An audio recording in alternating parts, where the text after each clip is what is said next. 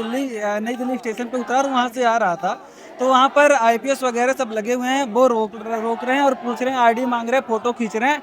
आज है 24 जुलाई का दिन और अभी समय हो रहा है 3:40 जिस समय हम ये वीडियो शुरू कर रहे हैं। और मैं जंतर मंतर की डेजिग्नेटेड प्रोटेस्ट साइट पे हूँ। आप देख रहे हैं चारों तरफ, मैं सत्यम से कहूँगा थोड़ा सा दिखाएं, चारों तरफ नारेबाजी चल रही है और वहाँ पर भी कुछ लोग प्ले कार्ड्स लेके खड़े हुए हैं। और ये इस तरीके की स्थिति फिलहाल जंतर मंतर पे पूरी तरीके से प्रोटेस्टर्स जो हैं चार्ज हैं। लेकिन आज इस डेमोन्स्ट्रेशन का, इस प्रोटेस्ट का, ये जो धरना इतने समय से चल रहा है, तो 1 महीने से ऊपर हो गया है इसके लिए बहुत एक डिसाइसिव दिन है। अभी कॉन्स्टिट्यूशन क्लब में जो कहा जा रहा था कि सीजेपी की लीडरशिप और भारतीय सरकार के बीच में बातचीत हुई है, उस बातचीत में सौरभ दास जो कि प्रवक्ता हैं सीजेपी के, और अभिजीत दीपिके जो कि नेता हैं, उनकी मीटिंग हुई है भारतीय सरकार के मिनिस्टर्स के साथ में, जितेंद्र सिंह के साथ में, जेपी नड्डा के साथ में। और वहाँ पे ये तय पाया गया है कि जो 2 मांगे थी कि जो बच्चे जिनका नीट की वजह से प्रेशर जो नहीं झेल पाए और उनकी जान चली गई नीट के पेपर लीक होने की वजह से, उनको कंपनसेशन देने के बाद पे सरकार मान गई है। दूसरी बड़ी मांग थी कि नीट के जो इस पूरा का पूरा ट्रस्ट था, यहाँ पे जो प्रदर्शनकारी आए हुए थे, उनके ऊपर कोई मुकदमा नहीं कायम होगा। जो भी प्रदर्शनकारी डिटेन हुए उनके ऊपर खिलाफ कोई लीगल कार्रवाई नहीं होगी। इसके ऊपर भी सरकार ने बात मान ली है। लेकिन तीसरी बड़ी मांग जो है कि धर्मेंद्र प्रधान का इस्तीफा हो, जो शिक्षा मंत्री, उनकी जवाबदेही तय हो और उनसे इस्तीफा लिया जाए। तीसरी बड़ी मांग थी कि धर्मेंद्र प्रधान, भारत के शिक्षा मंत्री, उनकी जवाबदेही तय हो, क्योंकि उनके कार्यकाल में 2 बार नीट का पेपर लीक हुआ और पिछले 10 साल में 90 पेपर लीक हुए हैं। तो ये इसकी जवाबदेही तय हो, सरकार को अपने शिक्षा मंत्री को इस्तीफा ले, उसको हटाए पद से, धर्मेंद्र प्रधान को हटाया जाए। इसके ऊपर सीजेपी ने 24 घंटे का वक्त दिया है सरकार को। सरकार ने भी कहा कि हम इसके ऊपर विचार करके जल्द ही जो है प्रदर्शनकारियों के साथ में बात करेंगे, सीजेपी लीडरशिप के साथ में बात करके इस बात को तय करेंगे कि क्या इसके ऊपर आगे कार्रवाई हो सकती है। दूसरी तरफ सोनम वांगचुक ने एक और मांग रखी थी कि संसद के अंदर बातचीत हो, इस पूरे के पूरे मसले पे संसद में एक बहस करवाई जाए। इसके ऊपर भी सरकार जो है वो राजी हो गई। तो सोनम वांगचुक का अनशन टूट गया है 26 दिन के बाद में। और यहाँ पे धर्मेंद्र प्रधान के इस्तीफे को लेकर अभी भी सरकार के खिलाफ प्रदर्शनकारी लगे हुए हैं। तो हम आइए कुछ प्रदर्शनकारियों से बात करते हैं, क्या कहना है उनका। हाँ भाई बताइए, क्या नाम है आपका? मेरा विनीत कुमार। कहाँ से आ रहे हैं? हम कोटा से आ रहे हैं। कोटा राजस्थान से। क्या पढ़ते हैं आप? हम नीट का तैयारी करते हैं। नीट की तैयारी कर रहे हैं? एग्जाम दिए थे। एग्जाम दिए थे। आप नीट का एग्जाम दे के आए हैं, आपका क्या कहना है इस पूरे मामले में? इस मामले पर हम जब कोटा में थे तो ये मेन स्ट्रीम मीडिया दिखा रहा था एंटी नेशनल है, ये है वो है, तो हमको मतलब ऐसा बर्दाश्त नहीं हुआ। जो 20 तारीख को मारा, हम मतलब रात में 1 बजे आपका हम न्यूज़ शुरू से मतलब फॉलो करते आ रहे हैं। अब मेरा दोस्त सब भी, हम रात में 1 बजे ट्रेन पकड़े और यहाँ पर पहुँचे हैं। यहाँ पर बहुत अच्छा माहौल है, पॉजिटिव वाइब है। कुछ मतलब गलत लड़का रहता है, ऐसा नहीं है, कुछ है नहीं, लेकिन बहुत पॉजिटिव माहौल है। और हम धर्मेंद्र प्रधान जी का इस्तीफा मांग रहे हैं और हम यही चाहते हैं। आज जैसे सोनम वांगचुक जी का अनशन खत्म हो गया है, 26 दिन के बाद में अनशन खत्म हुआ है, सरकार बातचीत कर रही है, आपको क्या लग रहा है कि अब ये प्रदर्शन किधर जाएगा? ये प्रदर्शन एक इस्तीफा की बात है, इस्तीफा दे देगा, प्रदर्शन खत्म हो जाएगा। हम लोग को भी है पढ़ने लिखना है, एग्जाम गड़बड़ा गया नीट के वजह से, मतलब ये लीक के वजह से। हम लोग भी चाहते हैं ये ख़त्म हो। हम लोग को भी दिमाग का ये मेंटली एक मतलब टेंशन बना है, न्यूज़ पर रहते हैं, पढ़ाई लिखाई नहीं होती है, तो ये ख़त्म हो जाएगा। एक मतलब इस्तीफा दे देने में क्या दिक्कत है। और मोदी जी आज मतलब जैन जी के आगे झुक गए। और मोदी जी जो है मतलब आप ही के थ्रू देखे, और मोदी जी 12 बजे में आकर वो बता रहे हैं छात्र को, लेकिन वो 20 छात्र जो सुसाइड किया उसके लिए एक वर्ड बोल देते, मतलब एक सद्भावना जो होता है उसके प्रति मतलब प्रकट करना, सो बोल देते तो क्या हो जाता। मतलब वो अपना अथी गिनवा रहे हैं, वो अपना उपलब्धियां बता रहे हैं। हम 2 महीना में एग्जाम लिए, लेकिन 2 महीना में कितना बच्चा परेशान हुआ वो तो नहीं बोल रहे हैं। एक बार भी मतलब इसका जिम्मेदारी लेने के नहीं सोच रहे, बोल रहे हैं हम विचार करेंगे। विचार क्या करेंगे आप देख रहे हैं, आपके सामने में इस्तीफा दिलवाइए, क्या दिक्कत है एक मंत्री को इस्तीफा दिलाने से? शिक्षा व्यवस्था। आप बेटा, आप कोटा में पढ़ते हैं, आपके घर वालों को पता है आप यहाँ हैं? नहीं। घर वालों को बिना बताए आ गए हैं। और कितने लोग आए हैं? हम सिंगल आए हैं, अकेले? हम अकेले आए हैं। ये कोटा से नीट की तैयारी कर रहे एक छात्र हैं, वो 20 तारीख को जो पुलिस का लाठीचार्ज हुआ उससे इतना ज्यादा ये परेशान हुए, इतना ज्यादा इनके दिल को दुख पहुंचा कि ये यहाँ पे प्रदर्शन के लिए आ गए। और यहाँ पे हमने इनसे पूछा कि अगर धर्मेंद्र प्रधान का इस्तीफा हो जाता है तो क्या आंदोलन खत्म हो जाएगा, तो इनका कहना है कि ये अंकल काफी समय से, मेरे को आप देख रहे होंगे, पंखा झेल रहे हैं। बहुत सारे लोग ऐसे हैं जो आप दिखाएंगे अगर सत्यम थोड़ा सा ऊपर करके, तो बहुत सारे लोग पंखा लेके इस पूरे प्रदर्शन घूम रहे हैं, क्योंकि बहुत उमस है तो वो एक दूसरे को पंखा ऐसे झाल रहे हैं। तो ये एक प्रदर्शन का एक रंग ये है। तो अंकल से थोड़ा सा बात करते हैं कि कहाँ से आए अंकल आप? जी हम बुंदेलखंड के कोंच जिला जालौन से आए। कोच से आए हैं यहाँ? उरई उरई कोंच से? अच्छा अच्छा, यहाँ पे किस लिए आए हैं? इसलिए आए कि मतलब हमारे बच्चे पढ़ते हैं और बच्चों की फीस बढ़ गई है, महंगाई, बेरोजगारी, नौकरी है नहीं है, और ज़्यादातर मतलब हर जगह मतलब परेशानी ही परेशानी दिख रही है। मतलब चाहे नौजवान हो, चाहे जवान हो, चाहे किसान हो, मजदूर हो, हर किसी की यही परेशानी है कि इस सरकार ने 12 सालों में कुछ नहीं किया, सिर्फ वादे, और वो भी वादे पे मतलब झूठे वादे। उससे क्या है, हम लोगों को स्पष्ट अब ये चाहिए कि अगर शिक्षा अगर हमारी अगर सही नहीं है तो हम लोग किस तरीके से अगर डॉक्टर और मास्टर तय करेंगे। तो शिक्षा के विषय में जो हमारी बार बार पेपर लीक की समस्या हो रही है, उस समस्या को सरकार ठीक करे। और धर्मेंद्र प्रधान का इस्तीफा मांगने के लिए सब बैठे हैं और हमेशा इस्तीफा लेके ही हटेंगे यहाँ से। ये लगातार जो है हम प्रदर्शन में सरकार ने दो बड़ी मांगे मानी है। एक तो प्रदर्शनकारियों के खिलाफ वो कार्रवाई कुछ नहीं कर रहे हैं, दूसरा वो ये तय करवा रहे हैं अकाउंटेबिलिटी के विनीत जोशी जो कि एजुकेशन सेक्रेटरी थे, उनका तबादला किया गया है। एक साइन जो है सरकार की तरफ से दिया गया है। लेकिन यहाँ पे प्रदर्शनकारी लगातार धर्मेंद्र प्रधान के इस्तीफे को लेकर अड़े हुए हैं। वो ये चाहते हैं कि एक ऐसा माइलस्टोन, एक ऐसी नजीर तय हो जाए इस सरकार में कि अगर कोई आगे से गड़बड़ी होगी तो उनको उसका नतीजा, उनके रिपरकशन उस मंत्री को भुगतने पड़ेंगे। और सरकार दूसरी तरफ से ये कह रही है कि ये गलत परिपाटी, गलत प्रेसिडेंट जो है वो सेट हो जाएगा। तो दोनों चीज़ें जो है यहाँ पे लगी हुई हैं। प्रदर्शनकारी एक तरफ लगातार जो है सिर्फ इसी बात पे अड़े हुए हैं कि हमको जो है धर्मेंद्र प्रधान का इस्तीफा चाहिए। आइए हम लोग कुछ और लोगों से बातचीत करते हैं। क्या नाम है आपका? और आपने ये पोस्टर दिखाई थोड़ा, ये क्यों लिख रखा है आपने? क्योंकि ये कन्विंस कर सकते हैं, कैसे?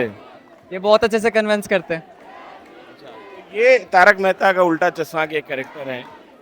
क्या मैं इनका नाम तक भूल गया, बापू जी, हाँ, चंपत लाल। तो ये कैसे कन्विंस कर सकते हैं? ये तारक मेहता के शो में दिखाए जाते हैं, ये बहुत बड़े हैं चाचा जी इनको, तो ये बहुत अच्छे से कन्विंस करते हैं वहाँ पे कि जैसे भी होता है, जब भी कोई प्रॉब्लम होती है तो वो बहुत अच्छे से कन्विंस करते हैं कि कोई भी चीज़ सही से हो जाए। तो चाचा जी बहुत अच्छे से कन्विंस कर सकते हैं कि धर्मेंद्र प्रधान का रिजाइन हो जाए। चाचा जी कन्विंस का प्रोटेस्ट करने का तरीका ही अलग है। मीम से, वो स्लोगन से करता है, मतलब कोई गलत वर्ड से नहीं करता, मतलब वो मीम से करता है। मोदी जी को मतलब मजाक करके करते हैं, मोदी जी को समझना चाहिए। बहुत मतलब प्यारे। ये जेन जी की भाषा है जो कि सरकार को समझना मुश्किल हो रहा है, क्योंकि कन्वेंशनल पॉलिटिकल भाषाओं में बात नहीं हो रही, कन्वेंशनल पॉलिटिकल शब्दावली का इस्तेमाल नहीं हो रहा है, उस व्याकरण का इस्तेमाल नहीं हो रहा है जो आज तक राजनीतिक पार्टियां करती आई हैं। इस किस्म के प्रोटेस्ट में होता रहा है। यहाँ पे बिल्कुल अलग मामला है और ये मामला उलट गया है। सरकार को कई सारी चीज़ें ऐसी, कई सारे पोस्टर्स में देखता हूँ, फिर मेरे को बाद में लोगों से पूछना पड़ता है या गूगल करना पड़ता है कि इसका असल में मतलब क्या है। तो इस तरीके की स्थिति यहाँ पर है। हाँ सर, आप बताइए क्या कह रहे हैं? जी, मैं उत्तर प्रदेश जौनपुर से आया हूँ। मैं भी डिजिटल पत्रकारिता करता हूँ पिछले 4 सालों से, और मैंने भी पढ़ाई की। आज मैं सुबह जब नई दिल्ली स्टेशन पे उतरा और वहाँ से आ रहा था, तो वहाँ पर आईपीएस वगैरह सब लगे हुए हैं। वो रोक रहे हैं और पूछ रहे हैं, आईडी मांग रहे हैं, फ़ोटो खींच रहे हैं। फ़ोटो भी खींचा, आईडी भी मांगी, और जब हम अपना कैमरा फ़ोन निकाल रहे हैं तो उसके बाद कह रहे हैं कैसे चला रहे हो। और जो लोग और जा रहे हैं उनको वहाँ से हटा दिया, बोले कि फर्जी मुकदमा दर्ज कर दूंगा और जेल में डाल दूंगा। तो इस तरीके की चीज़ें दिल्ली पुलिस जो कर रही है, और यह जो 20 तारीख को लाठीचार्ज हो उसके बाद आक्रोश है, वो तो आप क्या कह रहे हैं कि आप जब ट्रेन से उतरे हैं तो आपको रोका गया, तो सिर्फ आपको रोका गया है या बहुत और लोगों, बच्चे भी थे, वो भी जौनपुर से ही थे, लेकिन वो प्रोटेस्ट में आ रहे थे। मैं न्यूज़ कवर करने आ रहा था, तो बोले कि तुम बच्चों को इन्फ्लुएंस करके ला रहे हो, उनको प्रोटेस्ट में शामिल करवाने, तुम उनकी लाइफ बर्बाद कर देना चाहते हो। अब मुझे ये लगा, मैंने उनको वहीं कहा कि अब तक मैं पत्रकारिता करता था, पत्रकार बाद में हूँ, पहले छात्र हूँ और मैं अब इसमें शामिल हो गया। और जो चीज़ें हैं मैं देख रहा हूँ कि पुलिस अलग तरीके से परेशान कर रही है लोगों को। और बाकी आप देख ही रहे होंगे, इतने दिन से आपने जो कवर किया है उसके लिए आप बधाई के पात्र हैं। और उस दिन जब लाठीचार्ज हुआ, आप थे, अभिनव भैया थे, और आप सब ने एक बात रखी कि अभी गोदी मीडिया, मतलब गोदी मीडिया आपने नहीं कहा, लोगों ने कहा कि वो लोग आएंगे और अपनी बातें रखेंगे, नैरेटिव सेट किया जाएगा अलग तरीके से। वो चीज़ें हो रही है, इस भीड़ में भी एक लोग ऐसे आ जा रहे हैं। तो ये चीज़ है कि प्रोटेस्ट आप देख रहे हैं, हम भी आ रहे हैं, देखें कि प्रोटेस्ट पूरी तरीके से शांतिपूर्वक चल रहा है। वो सही बात है आपकी, मैं आप समझ गया। लेकिन ये जो आप नई दिल्ली रेलवे स्टेशन पे बता रहे हैं, थोड़ी सी और तफसील हमको उसकी बता पाए आप कि क्या हुआ, क्या एग्जैक्टली क्या हुआ? एग्जैक्टली यही हुआ कि मैं वहाँ से पैदल आ रहा था, क्योंकि आपके साथ और भी लोग थे? 4 बच्चे थे। झुंड था एक पूरा? वो 4 बच्चे, 4 ही बच्चे थे? 5 लोग थे, मतलब वो और एक मैं, तो 4-5 बच्चे थे। वो सब मेरे साथ आ रहे थे, जौनपुर के थे, इसलिए भाई मेरे से मिले तो हो जाता है ना थोड़ा सा कि भाई अपने क्षेत्र से हैं। तो वहाँ पर रोक रहे हैं, आईडी ले रहे हैं, उन सबकी आईडी ली, उनके घर वालों का नंबर लिया, ईमेल लिया, सब कुछ, बोले कि चलो कार्रवाई होगी, इस तरीके की कार्रवाई करेंगे, फर्जी मुकदमा लगा करके डाल देंगे। तो ये चीज़ें बोली उन्होंने। और फ़ोन मैं लाइव कर देता, दरअसल वहाँ पर जैमर लगा है, नेटवर्क बिल्कुल नहीं है, तो वो चीज़ कर नहीं पाया और फ़ोन को चलाने नहीं दे रहे थे। उसके बाद जो भीड़ आ रही थी, भीड़ को वो वहाँ से कह रहे हैं कि एक 10 लोगों का ग्रुप तकरीबन रहा होगा, वो भी आकर के रुकते हैं कि क्या हो रहा है। तो उनको वो कहते हैं कि तुम, दूसरे पुलिस वाले को कहते हैं कि तुम पागल हो, इसको हटाओ, मतलब इन लोगों को क्यों रोक रहे हो। उनको ये लगा कि ये वीडियो बना देंगे, ये अपलोड कर देंगे, तो फिर वो चीज़ें हो जाएंगी। इस तरीके की चीज़ें हो रही हैं, परेशान लोग। ये हम लगातार देख रहे हैं। मैं पीछे कल रात को जब सोशल मीडिया स्क्रॉल कर रहा था तो कई लोग बोल रहे हैं कि हमारे पास मैसेज, वो फ़ोन आ रहे हैं, वोट कॉल आ रहे हैं सर्विस के लिए। कई जगहों पे कई और ऐसे वीडियोस हमको देखने को मिले जिसमें ये क्लेम किया जा रहा है, ये दावा किया जा रहा है कि पुलिस उनको रोक रही है, उनको डराने की कोशिश कर रही है ताकि वो विरोध प्रदर्शन में शामिल ना हो, यहाँ सीजेपी के जो प्रोटेस्ट है वहाँ पे ना आए। जो बाहर से खासतौर पे जो स्टूडेंट्स आ रहे हैं, दूसरे देश के दूसरे कोने से आ रहे हैं, क्योंकि कई जगहों पे सीजेपी के तर्ज पे कई जगहों पे छात्र और प्रदर्शन कर रहे हैं, जयपुर में कर रहे हैं, नागपुर में कर रहे हैं, मुंबई में, जगह जगह पे प्रदर्शन जो है। और ये प्रदर्शन धीरे धीरे क्योंकि आज सीजेपी ने ऑल इंडिया प्रोटेस्ट का क्लीन कॉल किया था और कई जगहों पे हम देख रहे हैं देश के दूसरे इलाकों में भी प्रदर्शन हो रहे हैं और दूसरे इलाकों से कई कोनों कोनों से छात्र जो है इस प्रदर्शन में भाग लेने के लिए आ रहे हैं। तो ये बार बार मैंने इस किस्म की रील्स भी देखी थी इंस्टाग्राम पे जिसमें एक दावा किया जा रहा था कि पुलिस उनको डरा रही है, उनके कॉन्टैक्ट डिटेल्स ले रही है, उनके फोटोज खींच रही है। तो इस तरीके की बातें हैं और ये इनका भी दावा है कि इनके साथ में भी इस किस्म की घटना हुई। इसको तो ये दिल्ली एविडेंस है नहीं जिसको मैं दिखा पाऊँ और यह कह पाऊँ, क्योंकि वीडियो बनाने नहीं दिया उन्होंने वीडियो नहीं बनाने दिया। अच्छा। और बच्चे जो बना रहे थे उनको भी डांटने लग गए, सबका आईडी लिया, सबका फोटो खींचा, सबका नंबर लिया, उनके परिवार का, मतलब कोई जो गार्जियन है उनका नंबर लिया, सबका बोले कि तुम लोग प्रोटेस्ट में क्यों जा रहे हो। वो सब एनसीसी के कैडर थे, वो बोले कि तुम क्यों जा रहे हो, तुमसे क्या मतलब है, तुम्हारा पेपर लीक हो रहा है। तो मैंने बोला कि भाई मैं नेट दे रहा हूँ, मेरा पेपर भी लीक होता है, मैं पत्रकारिता भी करता हूँ, तो भाई मुझे जाना है। तो बोले कि अच्छा आप चले जाओ। बाद में जब सब कुछ कर लिया उसके बाद बोले कि आप चले जाओ, उनको रोक लिया। फिर वो गए पीछे से, ऑटो से वो आए बच्चे, वो इधर बैठे हैं सब पीछे। ठीक है, अगर कोशिश करेंगे वो लोग भी मिलते हैं तो उनसे भी बात करते हैं। हाँ जी भाई, क्या नाम है आपका? मेरा नाम सुरेश है। मैं मोदी जी की रात वाले वीडियो पर एक बात बोलना चाहता हूँ, है ना, कि मोदी पक्का ना है जुबान का, कि मोदी पक्का ना है जुबान का और इस्तीफा लेकर रहेंगे धर्मेंद्र प्रधान का। मोदी जी ने हमेशा झूठ बोला है, चाहे 15 लाख हो, 2 करोड़ रोजगार हो, स्मार्ट सिटी हो, हमेशा झूठ बोलकर बातों में फंसाता है और अभी भी वो यही गेम खेल रहा है। लेकिन इस बार आंदोलन बढ़ा है और उनके चेहरे पर छात्रों के विरोध प्रदर्शन का डर साफ नजर आ रहा है। किसान आंदोलन में, एनआरसी सीएम में वो इतने जल्दी नहीं आए थे, लेकिन रात तो बड़े जल्दी आकर इंस्टा मोड पर वीडियो बना रहे थे। मतलब डर साफ लग रहा है, सत्ता जाने वाली है। ठीक है, ठीक है। आप का क्या नाम है? मैं, क्या नाम हुआ आपका? सलमा बानो। सलमा बानो। आप कहाँ से आ रही हैं? राजस्थान, जयपुर। जयपुर से आ रही हैं। वहाँ पर भी तो प्रदर्शन चल रहा है पत्रिका गेट पे। हाँ, पत्रिका गेट पे। गई थी आप वहाँ पे? नहीं, रात को हुआ था तो फिर मैं यहाँ पर आ गई। अच्छा। हाँ। तो वहाँ पे आप एक बात बताइए, कल आपने प्रधानमंत्री मोदी का वीडियो देखा जो कल उन्होंने इंस्टाग्राम पे डाला? देखा था मैंने। उन्होंने कहा फास्ट ट्रैक कोर्ट बनवा देंगे हम और फिर उससे आगे सुनवाई होगी। मांग है ही नहीं ये वाली हमारी, तो ये मांग है कि धर्मेंद्र प्रधान का इस्तीफा हो। वो लोगों को उलझाने के लिए बातें कर रहे हैं। तो धर्मेंद्र प्रधान का इस्तीफा हो जाने से चीजें कैसे ठीक हो जाएंगी? एक बात बताओ, एजुकेशन का मुद्दा किसका है? बनाया मिनिस्टर किसको बनाया? उन्हीं को बनाया ना, तो उन्हीं से बात करेंगे ना हम। घर की चाबी जिसको देंगे उसी से तो पूछेंगे ना कि चोरी कैसे हुई, दूसरे से थोड़ा पूछेंगे। अगर एजुकेशन की जरूरत ही नहीं तो उनको हटा दो, फिर वहाँ पर रह क्यों रहे, सैलरी क्यों ले रहे हैं हमारी? वो भी तो है ना। ये यहाँ पे बार बार ये, क्या नाम है भाई आपका? मेरा नाम राहुल वर्मा है और मैं उत्तर प्रदेश के बस्ती जिले से आया हूँ। मेरा एक ही मानना है कि आपके चैनल को धन्यवाद देना चाहता हूँ कि आप सच दिखाते हैं। शुक्रिया शुक्रिया। मीडिया को भी कहना चाहता हूँ कि आप भी सच दिखाइए, दोनों पक्षों को मतलब पॉजिटिव वे में दिखाइए। ओके। और दूसरी बात है, रही बात पेपर लीक का मुद्दा की बात, तो ये कोई नई बात नहीं है। लगातार जब से गवर्नमेंट आई लगातार इसका क्या होते जा रहा है, बिजनेस बनता चला जा रहा है। ठीक है, हम लोग सब उसके बहुत भुक्तभोगी हैं। आज हम इसलिए आए ताकि हमारा भविष्य जो है वो उज्जवल हो और अच्छा। कल आपने मोदी जी ने जो, प्रधानमंत्री मोदी ने जो वीडियो बनाया था वो देखा आपने? जी हाँ, मैंने देखा उसको। वो सिर्फ और सिर्फ ऐसा लग रहा था कि सिर्फ छोटे बच्चों को लॉलीपॉप दिया जा रहा हो, उससे ज़्यादा और कुछ भी नहीं है।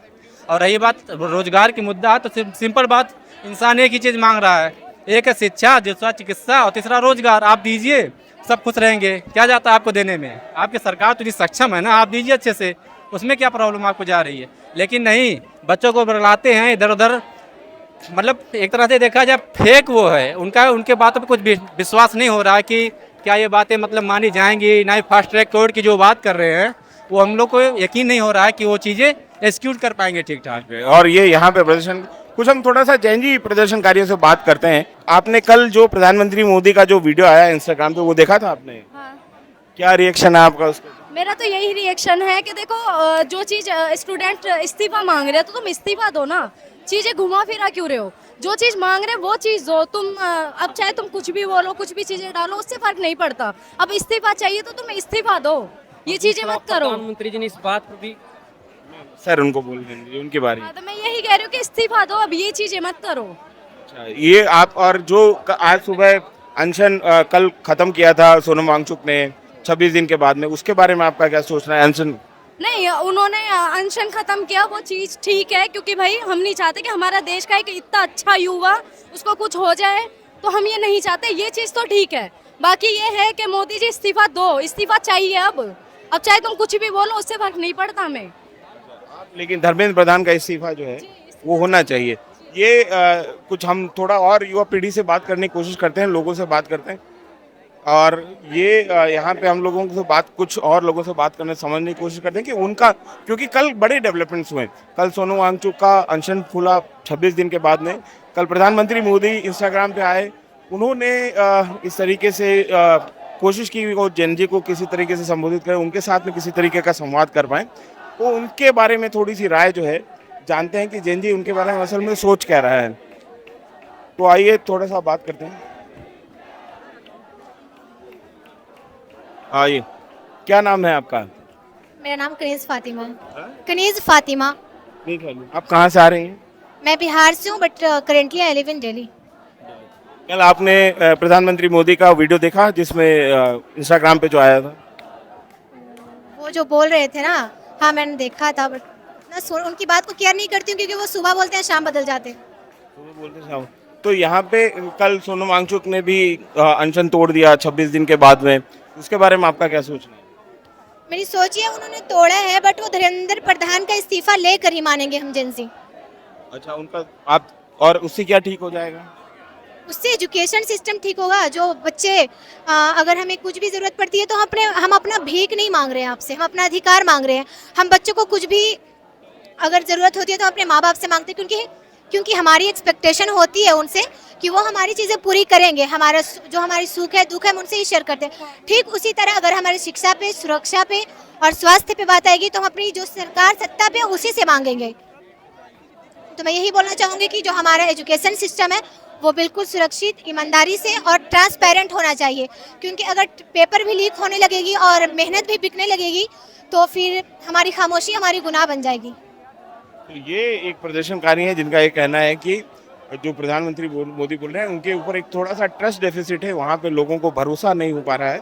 यहाँ पे खासतौर पे जो प्रदर्शनकारी हैं, हम लोग कुछ और लोगों से बात करते हैं, आइए समझते हैं। एक बड़ा दिलचस्प पोस्टर मेरे को दिखाई दिया, वहाँ पे आपको लेके चलता हूँ। ये बिहार से ये एक कोई प्रदर्शनकारी आए हुए हैं, इनसे बात करते हैं।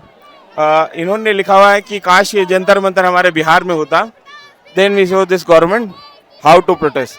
आप ये आपका क्या इस प्लेकार्ड के जरिए क्या कहना चाह रहे हैं आप? ये इसलिए लिखे हैं क्योंकि 22 जुलाई के जो हमने देखा है ना, शायद इस पे ये बिल्कुल सटीक बैठता है। हमने अभी बिहार में जो पटना में प्रदर्शन हो रहे हैं हम वो भी देख रहे हैं, क्या हो रहा है इसके जरिए क्या कहना चाह रहे हैं? मतलब कि जो बर्बरता ये दिल्ली में हुआ था ना माताओं बहनों के साथ, वो शायद बिहार में नहीं होता। वो बिहार में ना होता, आप ये कहना चाह रहे हैं। तो बिहार, आप बिहार से कितने दिन पहले आए थे यहाँ पे? 18 को आए थे। 20 को आप थे यहाँ पे? हाँ, आपके सामने को लास्ट का है। अच्छा, कल आप ये बताएं, कल प्रधानमंत्री मोदी का एक वीडियो आया है जिसमें वो प्रोटेस्टर से बात कर रहे हैं, देखा आपने वो? नहीं मैंने नहीं देखा। आपने देखा, क्या कहना चाहते हैं उसका? उसमें क्या ये कहना चाहते हैं, धर्मेंद्र प्रताप के साथ साथ नरेंद्र मोदी को भी इस्तीफा देना होगा। प्रधान के साथ में नरेंद्र मोदी इस्तीफा देना होगा। इतनी पब्लिक को उन्होंने पुलिस से पिटवाया, उसके रिस्पॉन्सिबिलिटी अगर किसी के परिवार को वायदी में कुछ हो जाता है उसकी रिस्पॉन्सिबिलिटी कौन लेगा? सरकार लेंगे। वो अपनी जिम्मेदारी से मुकर है तो सरकार बना के हमें क्या फायदा है? अनपढ़ ही रहो फिर। बेटा क्या नाम है आपका? आफरीन नाम है। प्लीज गाइस, इच्छाधारी गेंडा देखो, इच्छाधारी गेंडा, और क्या चाहिए बताओ? थोड़ी मोटी चमड़ी का बट इच्छाधारी ही है। इसे बोलो इस्तीफा दे दे, प्लीज इस्तीफा दे दे इच्छाधारी गेंडा। अच्छा, मैं आपसे एक और बात पूछ रहा हूँ, कल जो प्राइम मिनिस्टर मोदी का जो वीडियो है वो आपने देखा? देखिए, पहली बात तो 12 बजे के बाद पोस्ट करता है, क्या चाहता क्या है भाई? एक टाइम टेबल होता है, तुम हर कुछ 12 बजे के बाद ही करते हो। और रह गई दूसरी बात, तुम्हें अब जाके पता चल रहा है ये बहुत बड़ा मुद्दा है। जिस दिन पेपर लीक हुआ था उसी दिन तुम्हें पता चल रहा है ये बहुत बड़ा मुद्दा है। और क्या कह रहे, कौन गया जेल के अंदर? हमने तो नहीं देखा कोई गया जेल के अंदर। हम जैसे स्टूडेंट गए जेल के अंदर, हमें मार के ले गए तुम जबरदस्ती। मुंबई में हो रहा है, गुजरात में हो रहा है, कितनी जगह है प्रोटेस्ट हो रहा है, तुम क्या कर रहे हो? मार रहे हो। तुम पे तो हर कोई इंसान थू कर रही है भाई, शर्म करो। और अब जाके बोल रहे हो, तुम्हें तो कब का ट्वीट करना चाहिए, तुम अब जाके ट्वीट करो। डूब मरो इच्छाधारी गेंडो। तो ये एक जेएनयू प्रोटेस्टर है, आप देख रहे हैं कि इन लोगों का किस तरीके का अभी कुल मिला के, अगर आप इस माहौल को समझना चाहते हैं तो इसको एक समराइज अगर मैं करना चाहूँ तो मैं इस तरीके से कह सकता हूँ कि यहाँ पे जो प्रोटेस्टर्स हैं उनको कोई भी जो सरकार का कॉन्फिडेंस बिल्डिंग मेजर्स जो सरकार ले रही है, जो फास्ट ट्रैक कोर्ट्स के बारे में कह रही है कि हम फास्ट ट्रैक कोर्ट बनाएंगे, जो तमाम सारे वादे सरकार की तरफ से किए जा रहे हैं कि हम सख्त कानून बनाएंगे, लीक प्रूफ करेंगे एग्जाम्स को, उनसे बहुत वो कंपनसेट होते हुए नहीं दिखाई दे रही।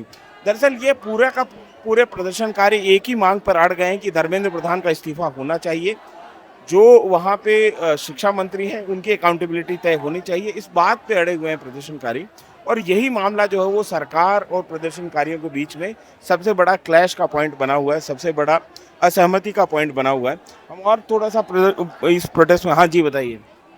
मैं पकड़ता हूँ मैम आपके लिए। देखिए, एक गवर्नमेंट की जो डेफिनेशन है, of the people, by the people, for the people, तो जो गवर्नमेंट है वो जब पीपल के लिए ही है, तो पीपल अगर सड़कों पर है तो गवर्नमेंट कहाँ है? गवर्नमेंट इसीलिए तो होती है ना। हम डायरेक्ट तो सारी चीजें नहीं कर सकते, तो हमने डायरेक्टली किया था, अपना नेता चुना था ना, तो फिर ये नेता अच्छे से काम क्यों नहीं कर रही है? मोदी जी ने आज तक जो भी नारे चलाए, लाइक 2015 में इन्होंने बेटी बचाओ बेटी पढ़ाओ का नारा दिया था, तो वो क्या सिर्फ नारा था इसीलिए तो रह गया ना? नहीं तो आपके देश में देखिए कि बेटियां कितनी सुरक्षित है, ये तो सिर्फ नारा बन के रह गया ना।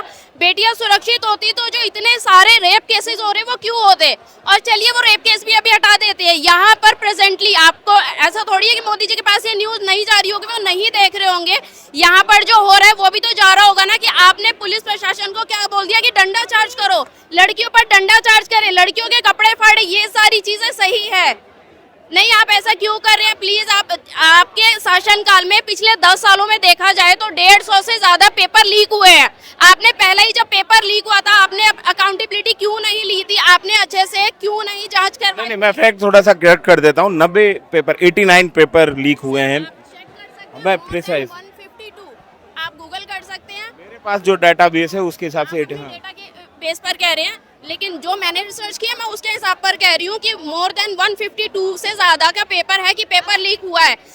जो प्रशासन है, जो मोदी सरकार है, इन्होंने भाजपा सरकार ने क्यों अकाउंटेबिलिटी नहीं ली थी उस टाइम जब पहला पेपर लीक हुआ था? ये अच्छे से अकाउंटेबिलिटी लेते, जांच पड़ताल करवाते हैं, तो इतने सारे पेपर लीक होने की वजह से जो बच्चे मरते हैं, सुसाइड करते हैं, वो तो नहीं हुआ होता ना। बताइए कितने सारे बच्चे जब पेपर लीक होता है तो कितने सारे स्टूडेंट सुसाइड कर लेते हैं। उन माँ बाप का क्या, उनके बच्चों कौन लौटाएगा उनके बच्चों को? धन्यवाद। ये इनका दरअसल मेरा नाम जसप्रीत सिंह है और मैंने लास्ट मंथ 25 तारीख को अपना हिस्ट्री का एग्ज़ाम दिया था। और नीट के बारे में तो सबको पता है, बट नेट के बारे में लोगों को काफ़ी कम पता है। दरअसल NTA नेट का एग्ज़ाम भी करवाती है और लास्ट मंथ मैंने एग्ज़ाम दिया था और अभी तक हमारी आंसर की नहीं आई है।